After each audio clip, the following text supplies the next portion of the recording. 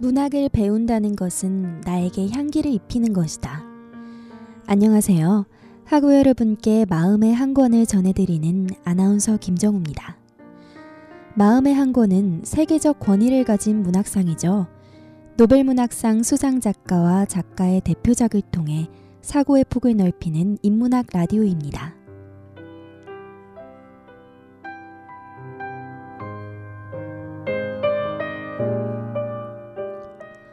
한때 겨울을 견디는 나무처럼 살아낸 시간이 있었습니다.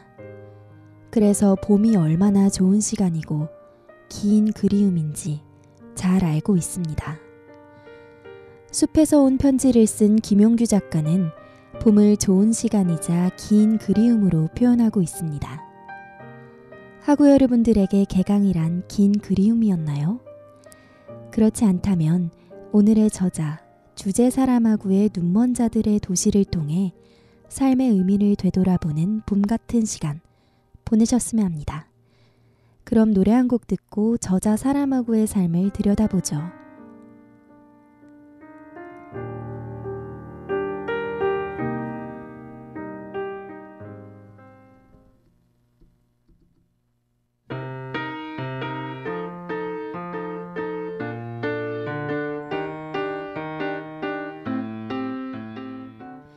네, 여러분은 포르투갈 하면 무엇이 떠오르시나요?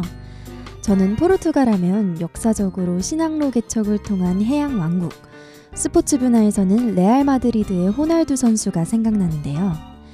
오늘의 작가 주제 사람하고는 포르투갈 작가로는 처음으로 노벨 문학상을 수상했고 지금은 포르투갈 문학과 지성을 대표하고 있습니다. 포르투갈 문학은 주제 사람하고 기억해 놓으면 좋겠죠? 그의 일생을 들여다보면 사람하고는 1980년 60에 가까운 나이에 문단의 주목을 받았는데요. 이렇게 대기만성형 작가의 길을 걸으며 환상과 현실을 넘나드는 상상력, 풍자에 근거한 새로운 소설의 영역을 개척했다 라는 평가를 받는 이유를 그의 삶에서 유추해보고자 합니다. 그는 고등학교만 마치고 용접공, 공무원, 번역가, 기자, 반정부 공산주의 칼럼니스트까지 다양한 직업을 전전했는데요. 특히 용접공 시절 문학을 독학으로 공부했던 그가 환상 역사소설이란 새로운 장르를 개척하고 마술적 리얼리즘의 대표적 작가가 될 수 있었던 것은 다양한 경험이 만든 문학적 토양 덕분이 아닌가 싶습니다. 한 걸음 더 들어가면 사람하고는 문체상으로 쉼표와 마침표만을 사용하고 직간접 화법과 단락 구분이 드러나지 않는 새로운 문학의 언어를 추구했는데요. 저도 다음 코너에 소개할 눈먼 자들의 도시를 읽으면서 이러한 실험적 문체 때문에 작품을 감상하며 고생했던 기억이 나네요. 제도권의 문학적 관념보다는 현실과 상상의 세계를 능숙하게 넘나들며 종교, 인간, 사랑까지 경계 없는 문학 세계를 구축한 주제 사람하고 오늘은 다루지 않지만 1982년 발표한 수도원의 비망록도 기억해 두셨다가 읽어보셨으면 좋겠습니다. 마지막으로 사람하고의 문학세계를 정리한다면 인간 본성에 대한 강한 의문을 가지고 있고 파괴되어가는 현대인의 윤리의식과 무지를 지적하는 동시에 사회와 개인의 갈등에 대해 치열한 관심을 표명하고 있다고 할 수 있겠네요. 그러면 노래 한 곡 듣고 눈먼 자들의 도시 감상해 보시죠.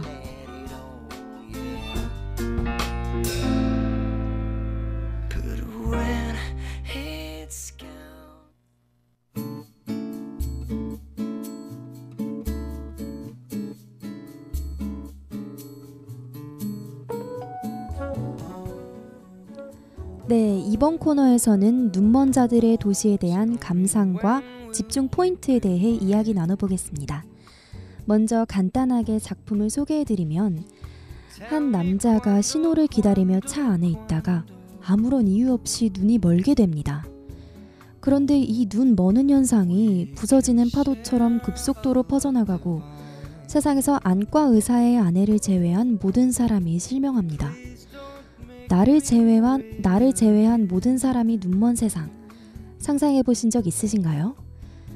조금 더 들어가면 정부는 눈먼 사람들을 전염을 이유로 수용소에 강제 격리하고 군인들은 이들에게 무차별 총격을 가하는 등 권력과 무력을 가진 이들이 사회 구성원을 어떻게 대하는지에 대해 낱낱이 보여주고 있는데요. 이렇게 무책임한 윤리의식과 붕괴된 가치관, 폭력이 만연한 현대사회가 투영된 모습은 눈먼 사람들 각자가 보여주는 이기주의에서 절정을 이룹니다. 특히 이 작품에서 총을 가진 눈먼 집단이 다른 방 여자들을 성적 대상으로 삼고 인간으로서 최소한의 존엄성까지 짓밟는 행위는 인간 본성의 밑바닥을 보여주는 집중 포인트였는데요. 이 작품에서 등장하는 한 인물은 이렇게 말합니다. 나는 우리가 눈이 멀었다가 다시 보게 된 것이라고 생각하지 않아요. 나는 처음부터 우리가 눈이 멀었고 지금도 눈이 멀었다고 생각해요. 볼 수는 있지만 보지는 않는 눈먼 사람들이라는 거죠. 과연 작품 속에서 등장했던 군인, 정치인, 눈먼 사람들의 추악한 본성은 단지 그들이 눈이 멀었기 때문에 나오는 것일까요? 아마 사람하고는 눈은 뜨고 있지만 오물과 쓰레기로 뒤덮인 세상을 자각하지 못하고 단지 눈에 보이는 허상만을 쫓아 살아가는 무지에 대해 안타까워하지 않았을까 생각해봅니다. 한편 보이는 것을 쫓는 무지에 대한 안타까움은 등장인물에도 녹아있는데요. 외적으로 보잘것없는 노인과 젊은 여자가 서로를 사랑하는 모습은 눈이 멀어 내면밖에 볼 수 없는 상황을 토대로 인간의 본질을 사랑의 근본적 요소로 상정하는 또 하나의 집중 포인트였습니다. 마지막으로 이 작품에서 가장 기억에 남았던 안과 의사 아내의 대사로 눈먼 자들의 도시 감상과 집중 포인트 마무리하죠.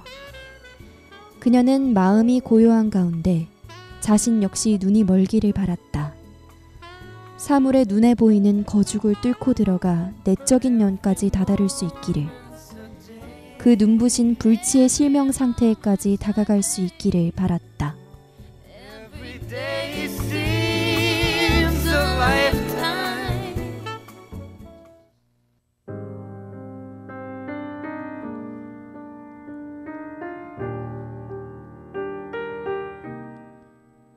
네, 오늘의 마음의 한 권, 주제 사람하고의 눈먼 자들의 도시 어떠셨나요?